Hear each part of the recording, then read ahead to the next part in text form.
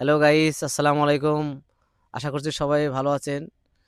শীতের সকালে লায়ের লাউ গাছের এখানে আসছি। লাউ গাছের বাগান দেখেন কি সুন্দর লাউ ধরে আছে। এই যে এখানে আছে, এই যে এদিকে আছে, এদিকে এদিকে বড় বড় লাউ আছে। এদিকে আসো, নিচ দিয়ে আসোই করে। এই যে এখান থেকে কত লাউ ধরছে, অনেক লাউ ধরেছে আমাদের বাড়ির পাশেই। তো গান মনে পারবেন, ওই যে একটা গান আছে, সাধের লাউ বানাইলো মোরে বৈরাগী, সাধের লাউ বানাইলো মোরে বৈরাগী, লাউয়ের আগা খাইলাম, গোড়া গো খাইলাম, আগা খাইলাম গো, লাউয়ের আগা খাইলাম, গোড়া গো খাইলাম, লাউ দিয়া বানাইলাম ডুগডুগি, সাধের লাউ বানাইলো মোরে বৈরাগী। হ্যালো গাইস, কপি খেতে যে এখানে আছে পাতাকপি, এখানে আছে ফুলকপি। এই যে ফুলকপি,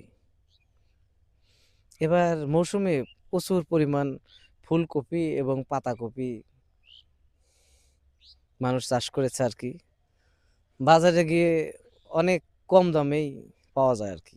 ঠিক আছে, অনেক বছর পরে এবার খুবই সীমিত মূল্য বাজারে গেলে পাতাকপি ফুলকপি পাওয়া যায় গ্রামে আর কি।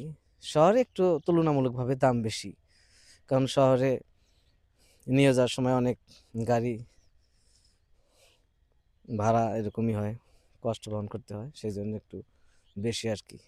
শীতের সকালে কিভাবে আঙ্কেল এই লাউ ক্ষেতের জানে নিচে আর কি, লাউ গাছের নিচে আগাছাগুলো পরিষ্কার করতেছে আর কি।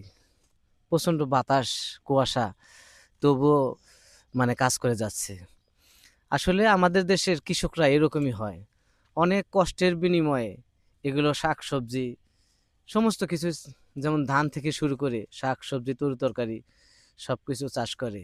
অথচ এবার তরকারি বেশি হওয়ার কারণে খুব একটা তরকারির চাহিদা মানুষের আছে, কিন্তু তুলনামূলকভাবে বেশি চাষ হয়েছে, তাই না আঙ্কেল? জি, সেই জন্য মানে বেশি আর কি, দাম দাম নাই। দাম খুবই কম মনে হয়, তাই না? দাম খুবই কম।